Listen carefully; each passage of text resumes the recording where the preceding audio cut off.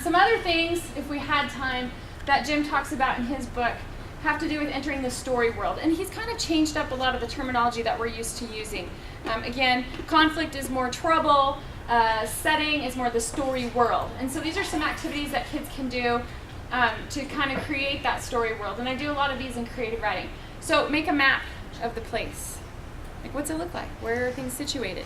So that they, as they're creating their narrative, will be consistent about those things. List a set of rules for the setting of your story. Like, everyone here does what the teacher says, or whatever the case might be. Or everyone here doesn't do what the teacher says.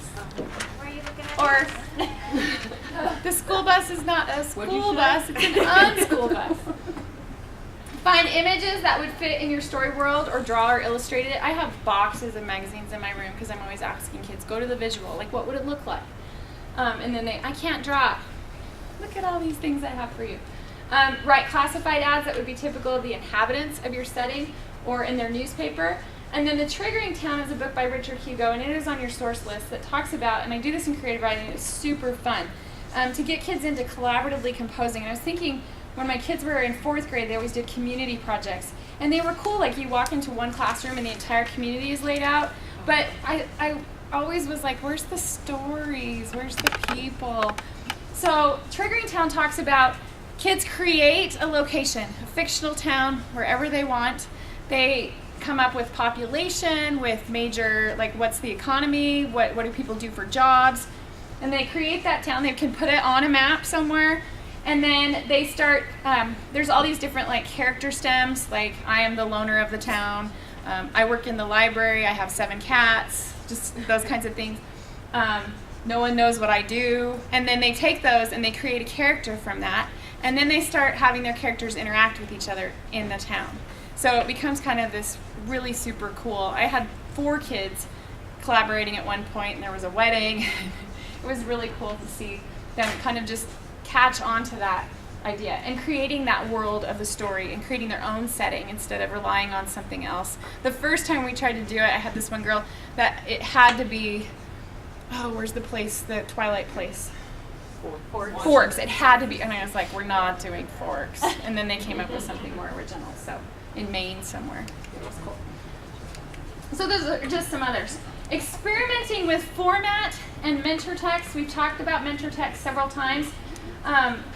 Indian Education by Sherman Alexie, if you're not familiar with that, it'll be on the Dropbox. But this one, he goes through his education, and it starts 1st grade, 2nd grade, 3rd grade, 4th grade. So it's one way to kind of order the text, and my kids love doing that one because they can kind of start pulling from memories from each of those grade levels or where they were. And it's kind of just a different format. It doesn't start with an intro and then dig in. It's just 1st grade, 2nd grade, 3rd grade. And then Encyclopedia of an Ordinary Life is a super cool book. And that's on your thing as well.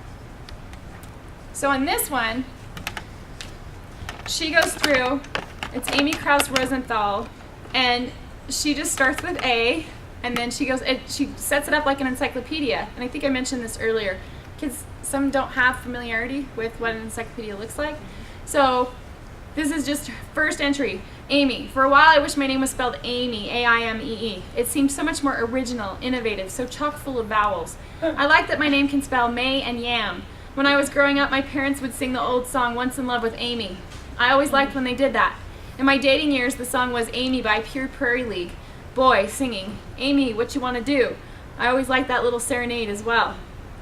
The Japanese word ame means the feeling of being cherished and expectation to be loved. The amygdala is the emotional center of the brain.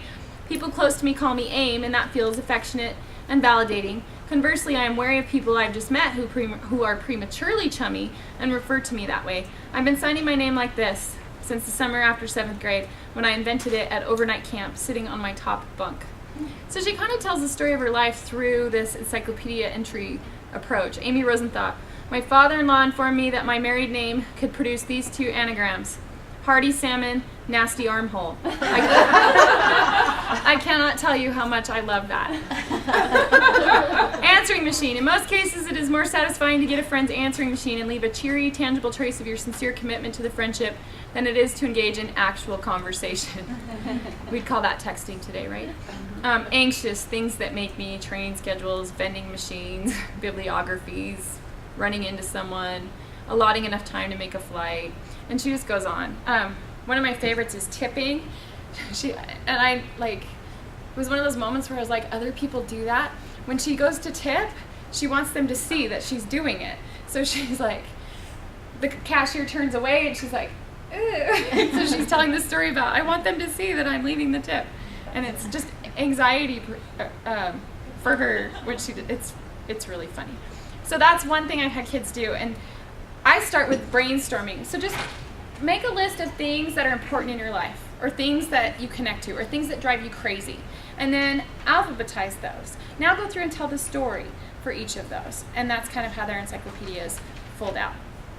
So those are two things that I work with as far as mentor texts that get kids experimenting with telling their own stories, but putting it in a different format. So you're not reading the same David Copperfield, to begin, I was born, kind of stuff.